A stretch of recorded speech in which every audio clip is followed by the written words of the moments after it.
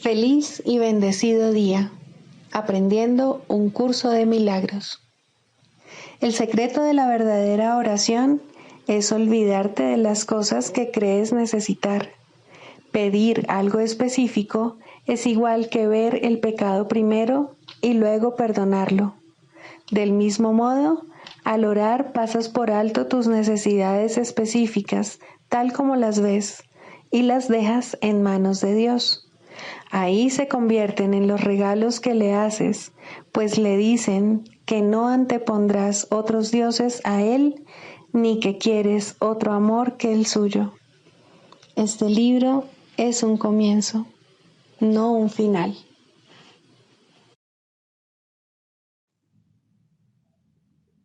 Del prefacio, que postula, párrafo 4. Una vez que alguien queda atrapado en el mundo de la percepción, queda atrapado en un sueño. No puede escapar sin ayuda, porque todo lo que sus sentidos le muestran da fe de la realidad del sueño. Dios nos ha dado la respuesta, el único medio de escape, el verdadero ayudante.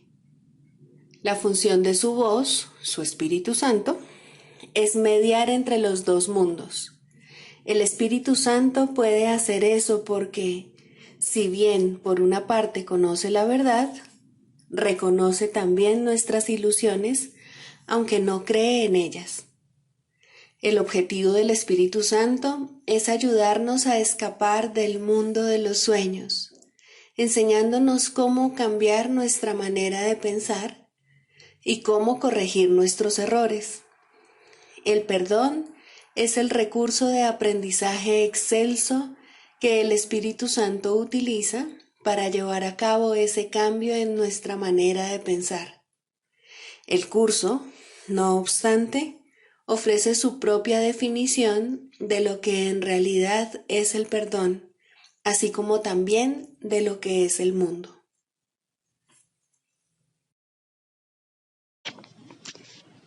Introducción. Este es un curso de milagros, es un curso obligatorio. Solo el momento en que decides tomarlo es voluntario. Tener libre albedrío no quiere decir que tú mismo puedas establecer el plan de estudios. Significa únicamente que puedes elegir lo que quieres aprender en cualquier momento dado.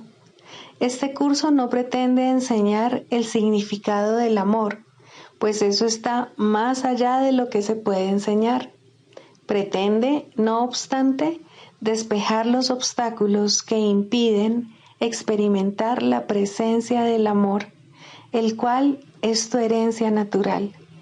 Lo opuesto al amor es el miedo, pero aquello que todo lo abarca no puede tener opuestos.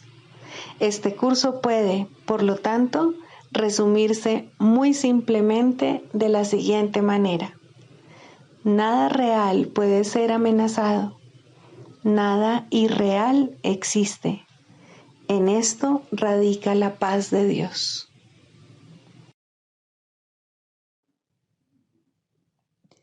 Capítulo 1.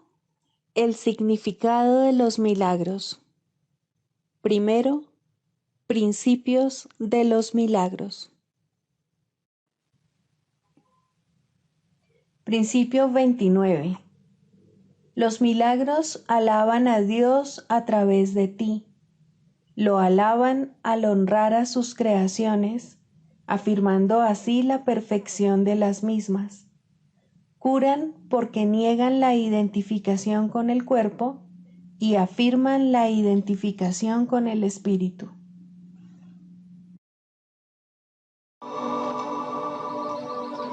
Capítulo 21. Razón y percepción. 7. La última pregunta que queda por contestar.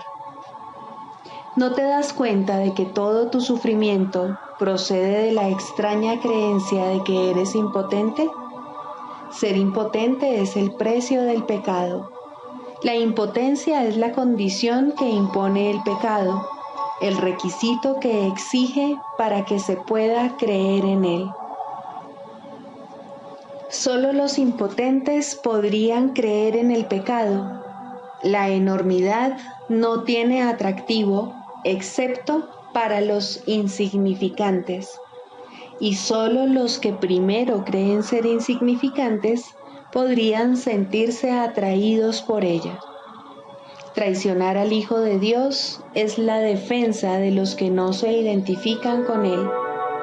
Y tú, o estás de su parte o contra Él, o lo amas o lo atacas, o proteges su unidad o lo consideras fragmentado y destruido como consecuencia de tu ataque. Nadie cree que el Hijo de Dios sea impotente, y aquellos que se ven a sí mismos como impotentes deben creer que no son el Hijo de Dios.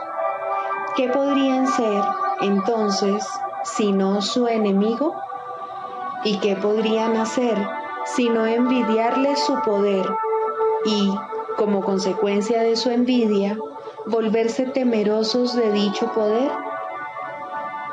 Estos son los siniestros, los silenciosos y atemorizados, los que se encuentran solos e incomunicados, y los que, temerosos de que el poder del Hijo de Dios los aniquile de un golpe, levantan su impotencia contra Él. Se unen al ejército de los impotentes para librar su guerra de venganza, amargura y rencor contra Él, a fin de que Él se vuelva uno con ellos. Y puesto que no saben que son uno con Él, no saben a quién odian. Son en verdad un ejército lamentable, cada uno de ellos tan capaz de atacar a su hermano o volverse contra sí mismo, como de recordar que una vez todos creyeron tener una causa común. Los siniestros dan la impresión de estar frenéticos, de ser vociferantes y fuertes, mas no saben quién es su enemigo, sino solo que lo odian. El odio los ha congregado, pero ellos no se han unido entre sí, pues si lo hubieran hecho, no serían capaces de abrigar odio. El ejército de los impotentes se desbanda en presencia de la fortaleza. Los que son fuertes son incapaces de traicionar, porque no tienen necesidad de tener sueños de poder ni de exteriorizarlos. ¿De qué manera puede actuar un ejército en sueños? De cualquier manera. Podría vérsele atacando a cualquiera con cualquier cosa. Los sueños son completamente irracionales. En ellos, una flor se puede convertir en una lanza envenenada, un niño en un gigante y un ratón puede rugir como un león. Y con la misma facilidad, el amor puede trocarse en odio.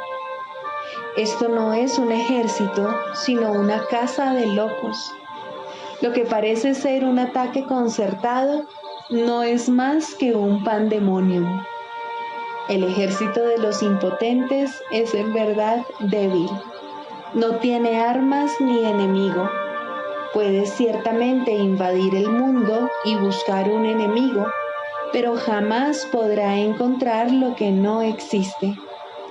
Puede ciertamente soñar que encontró un enemigo, pero éste cambia incluso mientras lo está atacando, de modo que corre de inmediato a buscarse otro y nunca consigue cantar victoria.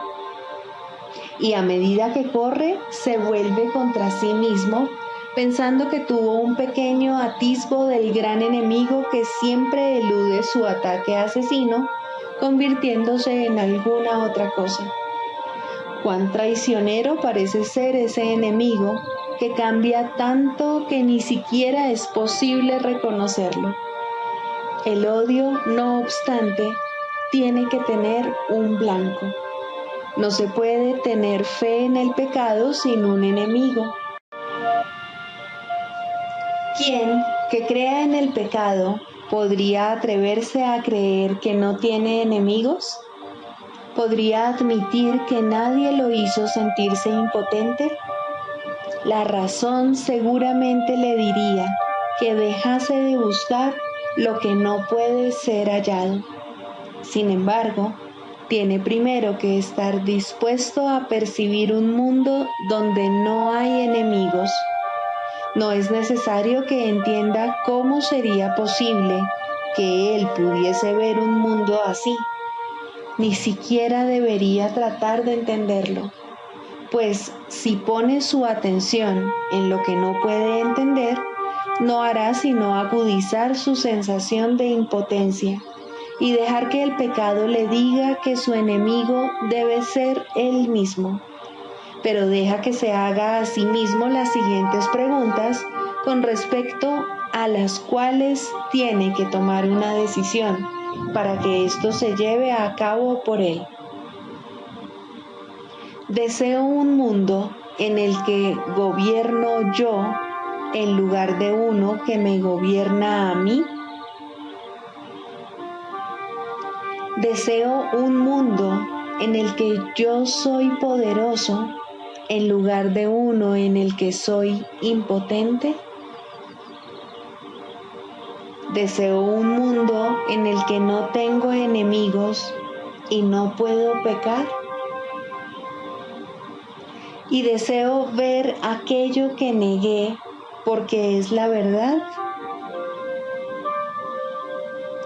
Tal vez ya hayas contestado las 3 primeras preguntas, pero todavía no has contestado la última, pues esta aún parece temible y distinta de las demás, mas la razón te aseguraría que todas ellas son la misma. Dijimos que en este año se haría hincapié en la igualdad de las cosas que son iguales.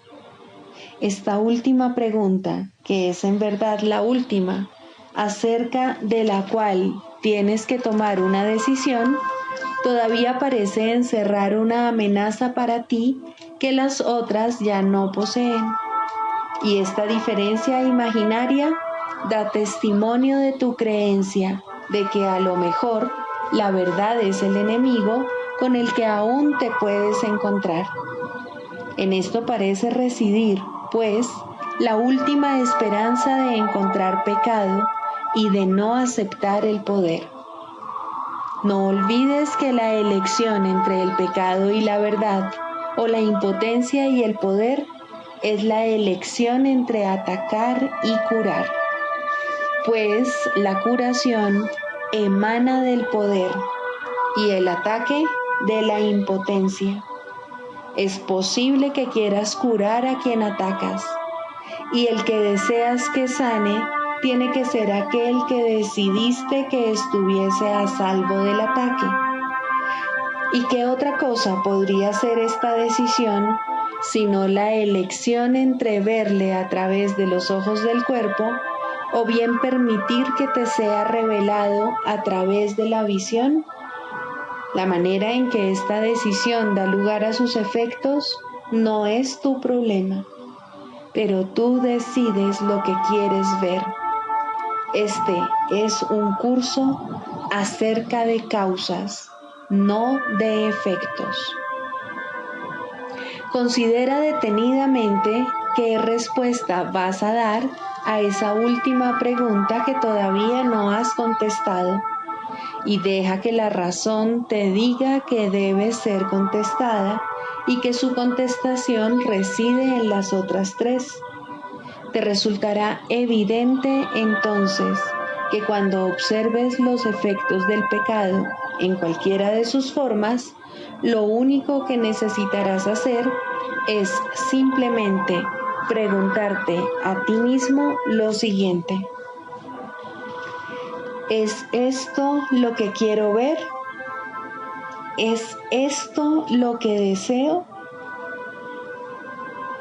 Esta es tu única decisión, la base de lo que ocurre. No tiene nada que ver con la manera en que ocurre, pero sí con el por qué. pues sobre esto tienes control. Y si eliges ver un mundo donde no tienes enemigos y donde no eres impotente, se te proveerán los medios para que lo veas. ¿Por qué es tan importante esta última pregunta? La razón te dirá por qué. Es igual a las otras tres, salvo en lo que respecta al tiempo. Las otras son decisiones que puedes tomar, volverte atrás y luego volverlas a tomar. Pero la verdad es constante e implica un estado en el que las vacilaciones son imposibles. Puedes desear un mundo en el que tú gobiernas y no uno en que te gobierna a ti, y luego cambiar de parecer. Puedes desear intercambiar tu impotencia por poder y luego perder ese deseo cuando un ligero destello de pecado te atrae. Y puedes desear ver un mundo incapaz de pecar y sin embargo permitir que un enemigo te tiente a usar los ojos del cuerpo y a cambiar de parecer. El contenido de todas esas preguntas es el mismo, pues cada una de ellas te pregunta si estás dispuesto a intercambiar el mundo del pecado por lo que el Espíritu Santo ve, puesto que es esto lo que el mundo del pecado niega. Los que ven el pecado, por lo tanto, están viendo la negación del mundo real.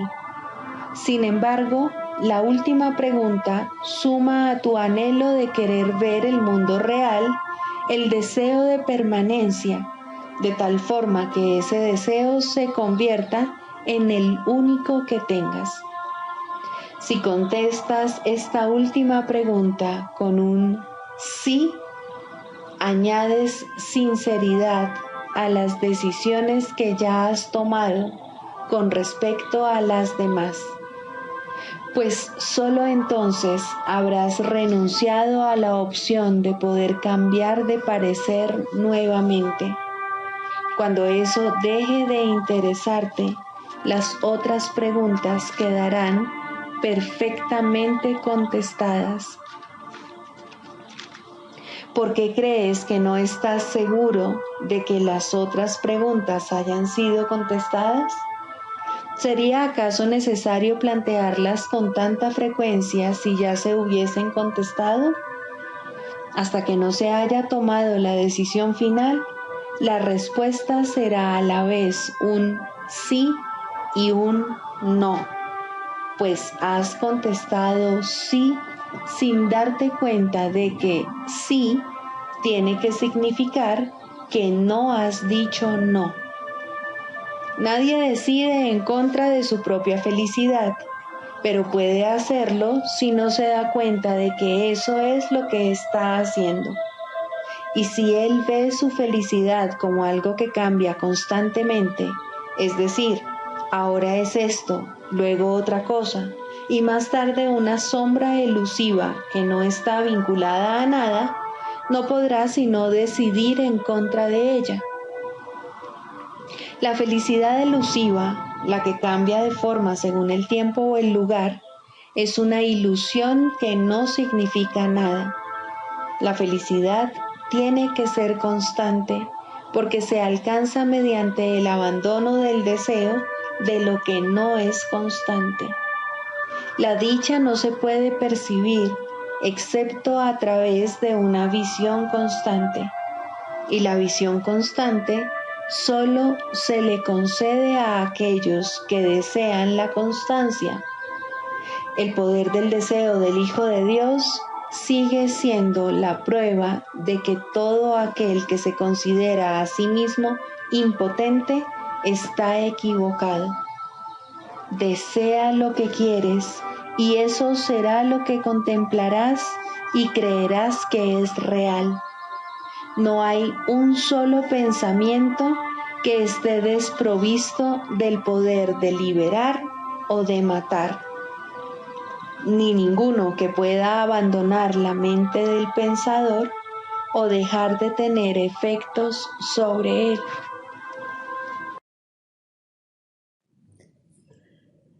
Libro de ejercicios. Pregunta 4. ¿Qué es el pecado? El pecado es demencia. Es lo que hace que la mente pierda su cordura y trate de que las ilusiones ocupen el lugar de la verdad. Y al estar loca, la mente ve ilusiones donde la verdad debería estar y donde realmente está. El pecado dotó al cuerpo con ojos, pues, ¿qué iban a querer contemplar los que están libres de pecado? ¿Para qué iban a querer la vista, el sonido o el tacto? ¿Qué iban a querer oír o intentar asir? ¿Qué necesidad iban a tener de los sentidos? Usar los sentidos es no saber, y la verdad solo se compone de conocimiento y de nada más. El cuerpo es el instrumento que la mente fabricó en su afán por engañarse a sí misma. Su propósito es luchar, mas el objetivo por el que lucha puede cambiar, y entonces el cuerpo lucha por otro objetivo. Lo que ahora persigue lo determina el objetivo que la mente ha adoptado para sustituir a la meta de engañarse a sí misma que antes tenía. La verdad puede ser su objetivo, tanto como las mentiras, y así los sentidos buscarán lo que da fe a la verdad.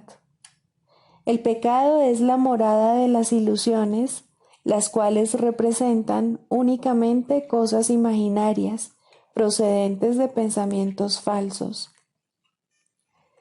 Las ilusiones son la prueba de que lo que no es real lo es. El pecado prueba que el Hijo de Dios es malvado, que la intemporalidad tiene que tener un final y que la vida eterna sucumbirá ante la muerte. Y Dios mismo ha perdido al Hijo que ama, y de lo único que puede valerse para alcanzar su plenitud es la corrupción. La muerte ha derrotado su voluntad para siempre. El odio ha destruido el amor y la paz ha quedado extinta para siempre. Los sueños de un loco son pavorosos y el pecado parece ser ciertamente aterrador. Sin embargo, lo que el pecado percibe no es más que un juego de niños. El Hijo de Dios puede jugar a haberse convertido en un cuerpo que es presa de la maldad y de la culpabilidad, y a que su corta vida acabe en la muerte. Mientras tanto, su Padre ha seguido derramando su luz sobre él y amándolo con un amor eterno que sus pretensiones no pueden alterar en absoluto. ¿Hasta cuándo, Hijo de Dios, vas a seguir jugando el juego del pecado? ¿No es hora ya de abandonar esos juegos peligrosos? ¿Cuándo vas a estar listo para regresar a tu hogar? ¿Hoy quizá? El pecado no existe. La creación no ha cambiado. ¿Deseas aún seguir demorando tu regreso al cielo? ¿Hasta cuándo, Santo Hijo de Dios, vas a seguir demorándote? ¿Hasta cuándo? Lección 252. El Hijo de Dios es mi identidad. La santidad de mi ser trasciende todos los pensamientos de santidad que pueda concebir ahora. Su refulgente y perfecta pureza es mucho más brillante que cualquier luz que jamás haya contemplado. Su amor es ilimitado y su intensidad es tal que abarca dentro de sí todas las cosas en la calma de una queda certeza. Su fortaleza no procede de los ardientes impulsos que hacen girar al mundo, sino del amor ilimitado de Dios mismo.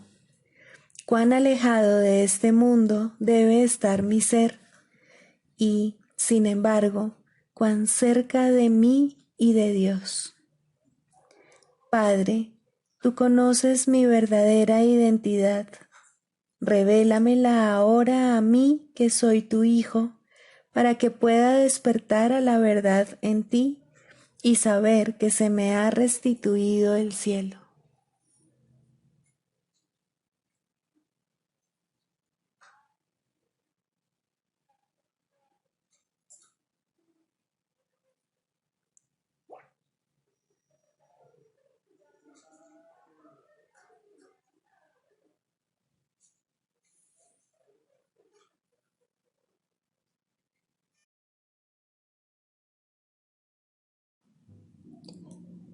Manual para el maestro, características de los maestros de Dios.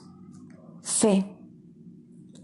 El grado de fe de un maestro de Dios indica cuán avanzado se encuentra en su programa de estudios. ¿Pone en práctica este aprendizaje solo en algunos aspectos de su vida mientras mantiene otros aparte? De ser así, su progreso es lento y su confianza aún no se ha arraigado firmemente.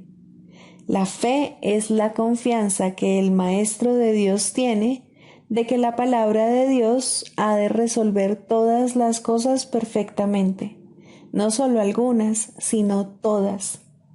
Comienza generalmente poniendo su fe en la resolución de solo algunos problemas, manteniéndola así cuidadosamente restringida por un tiempo. Someter todos los problemas a una sola respuesta es invertir completamente la manera de pensar del mundo, y solo eso es fe. Ninguna otra cosa merece que se le llame por ese nombre. Con todo, vale la pena lograr cada avance, por pequeño que sea. Estar dispuesto, como indica el texto, no quiere decir que se haya alcanzado la maestría. La verdadera fe, sin embargo, no se desvía. Al ser consistente, es completamente honesta. Al ser firme, goza de absoluta confianza. Al estar basada en la ausencia de temor, es mansa. Al gozar de certeza, rebosa júbilo. Y al tener confianza, es tolerante. La fe, por lo tanto, encierra en sí todos los demás atributos de los maestros de Dios y entraña la aceptación de la palabra de Dios y de la definición que Él tiene de su Hijo. Hacia ellas es a donde la fe, en el verdadero sentido de la palabra, siempre se dirige. En ellas tiene puestas sus miras, buscando hasta que las encuentra. La indefensión naturalmente la acompaña y su condición es el júbilo. Y una vez que las encuentra, descansa con sosegada certeza solo en aquello que es digno de toda fe.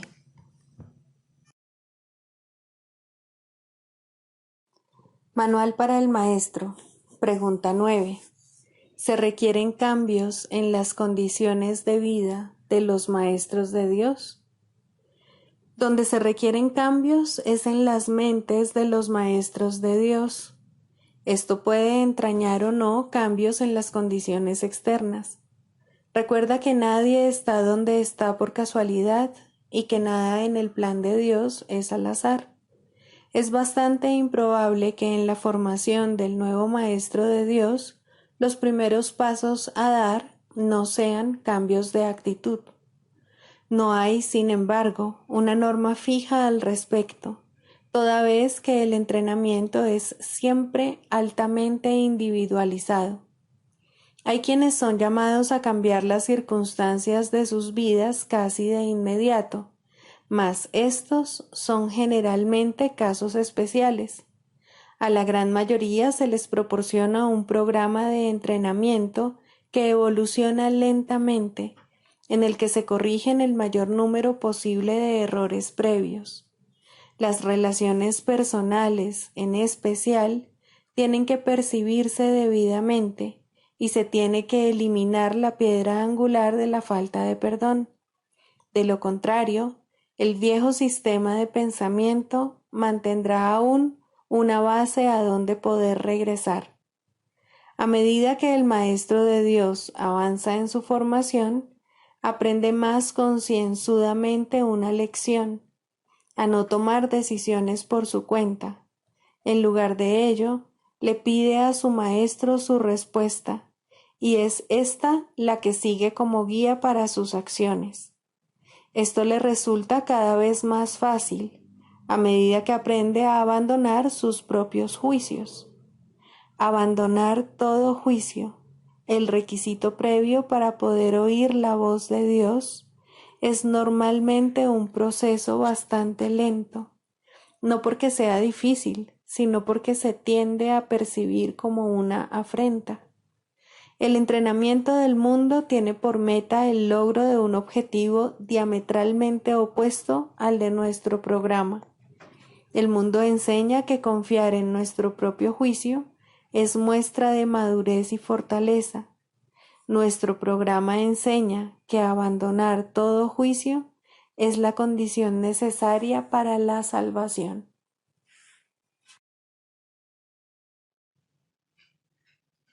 Clarificación de términos. Jesús, Cristo. No necesitas ayuda para entrar en el cielo, pues jamás te ausentaste de él, pero sí necesitas una ayuda que proceda de más allá de ti, pues te encuentras limitado por falsas creencias con respecto a tu identidad, la cual solo Dios estableció en la realidad. Los ayudantes que se te proveen varían de forma, aunque ante el altar son uno solo. Más allá de cada uno de ellos se encuentra un pensamiento de Dios, y esto jamás ha de cambiar.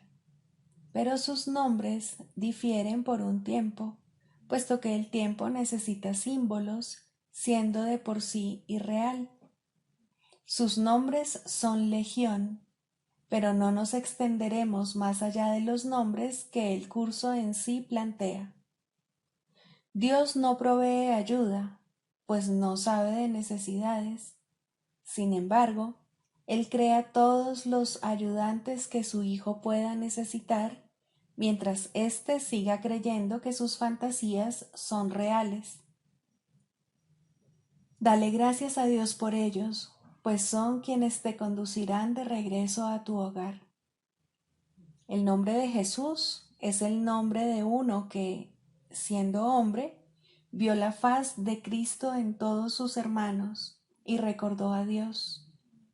Al identificarse con Cristo, dejó de ser un hombre y se volvió uno con Dios.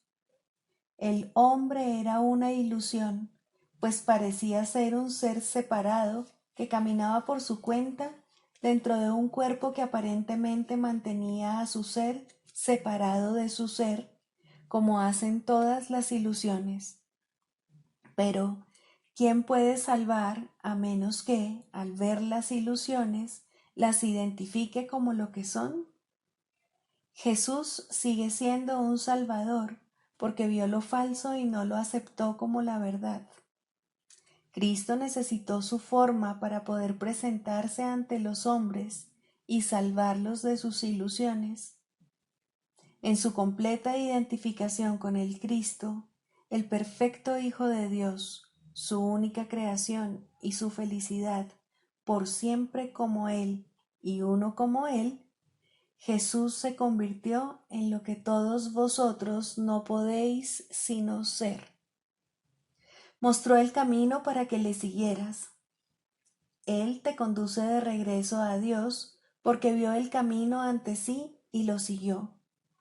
Jesús hizo una clara distinción, todavía velada para ti, entre lo falso y lo verdadero. Te ofreció una demostración palpable de que es imposible matar al Hijo de Dios y de que el pecado, la maldad, la malicia, el miedo o la muerte no pueden alterar su vida en modo alguno. Todos tus pecados, por lo tanto, te han sido perdonados, ya que jamás tuvieron consecuencia alguna, y así no fueron más que sueños.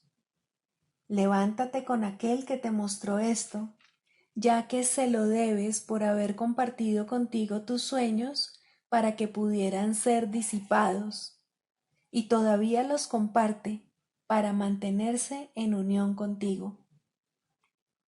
¿Es Él el Cristo? Por supuesto que sí, junto contigo. Su vida en la tierra no fue lo suficientemente larga como para poder enseñar la poderosa lección que aprendió por todos vosotros, mas Él permanecerá contigo para conducirte desde el infierno que tú hiciste hasta Dios. Y cuando unas tu voluntad a la suya, verás a través de su visión, pues los ojos de Cristo se comparten.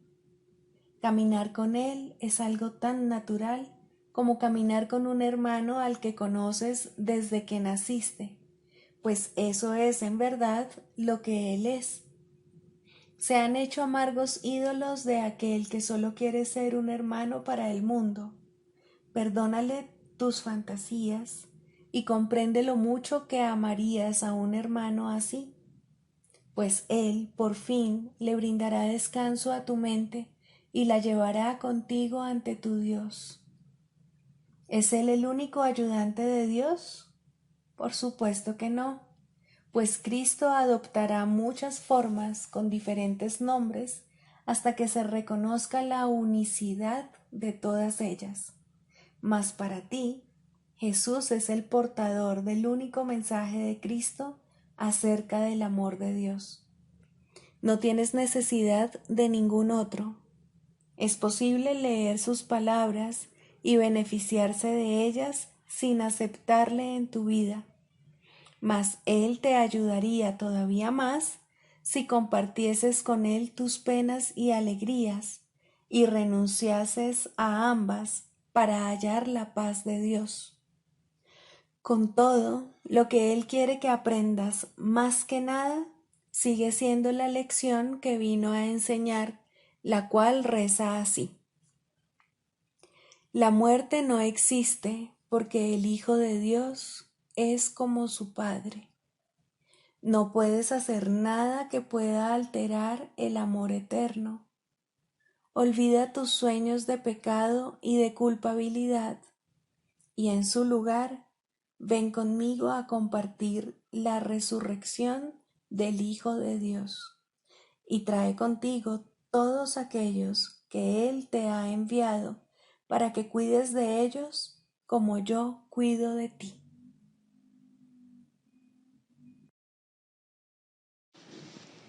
Primero, los límites en la psicoterapia.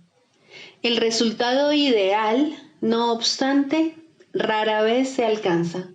La terapia comienza con el entendimiento de que la sanación es de la mente, y en psicoterapia los que creen esto ya se han acercado entre sí.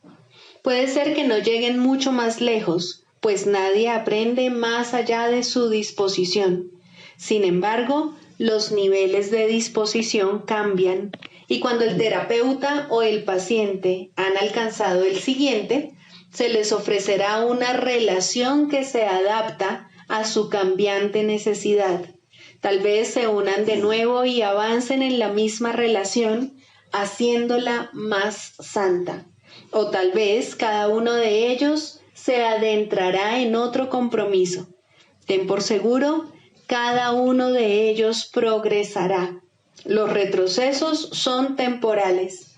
La dirección general es de progreso hacia la verdad.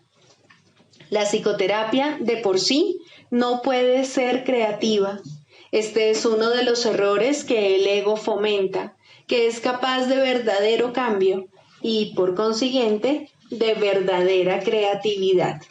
Cuando hablamos de la ilusión salvadora o de el sueño final, no es esto lo que queremos decir, pero aquí radica la última defensa del ego.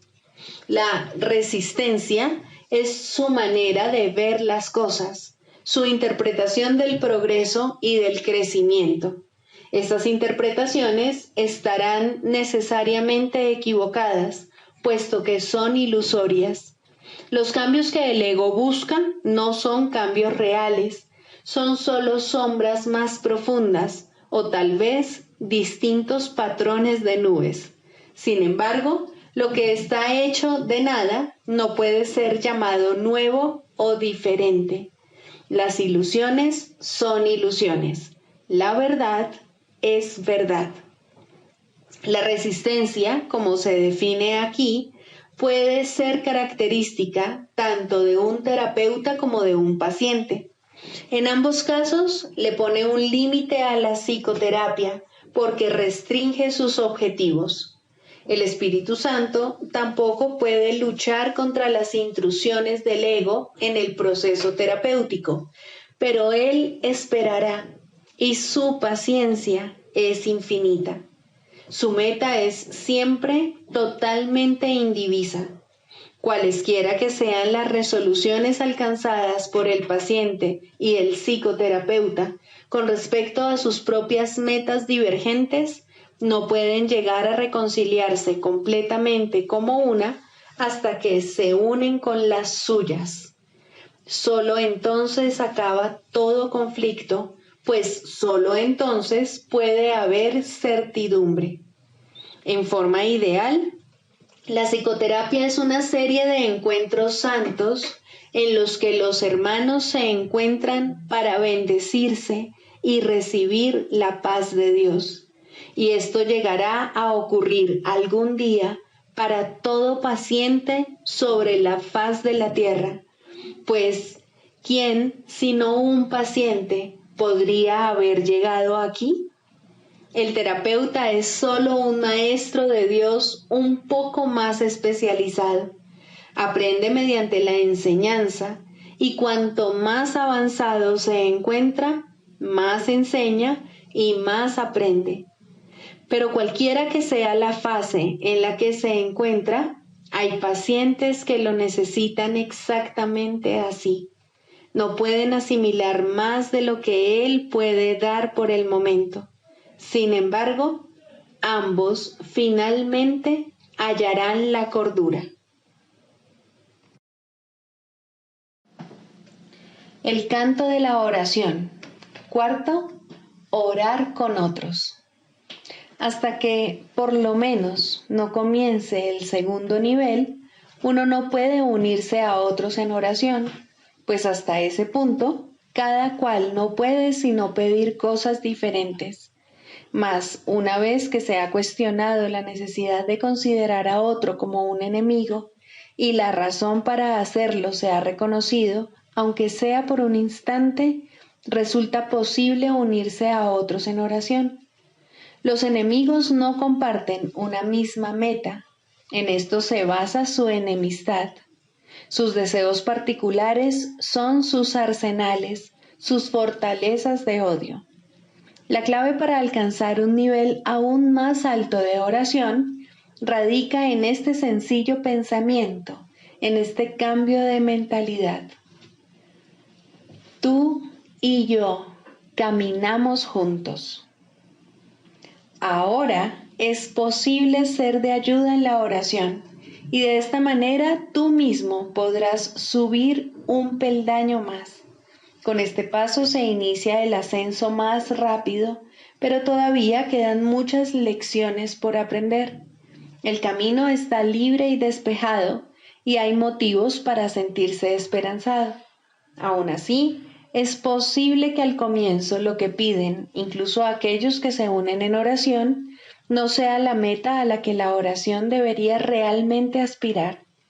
Incluso pueden pedir cosas juntos y así dar lugar a la ilusión de que comparten una misma meta. Pueden pedir juntos cosas específicas sin darse cuenta de que están pidiendo efectos sin causas, y esto no se les puede dar, pues nadie puede recibir tan solo efectos implorándolos a una causa de la que no provienen. De modo que incluso unirse a otros no es suficiente si los que oran juntos no preguntan, ante todo, ¿cuál es la voluntad de Dios? Solo de esta causa puede proceder la respuesta en la que todo lo específico se satisface y todos los deseos particulares se unifican. Orar por cosas específicas es pedir que de alguna manera el pasado se repita. Lo que antes se disfrutó o pareció disfrutarse, y lo que era de otro y él parecía amar, no son sino ilusiones del pasado. El objetivo de la oración es liberar el presente de su encadenamiento a las ilusiones del pasado y que la deje ser un remedio que se escoge libremente para corregir cada elección errónea que se haya tomado. Lo que la oración puede ofrecer ahora excede en tal medida todo cuanto antes pedías, que sería una lástima que te contentases con menos. Cada vez que oras, estás eligiendo tener nueva oportunidad. La sofocarías y encarcelarías en viejas prisiones cuando ha llegado la oportunidad de liberarte de todas ellas a la vez. No restrinjas tu pedir. La oración puede traer la paz de Dios. ¿Qué cosa ligada al tiempo podría darte más que esto durante el breve lapso que perdura antes de desmoronarse en polvo?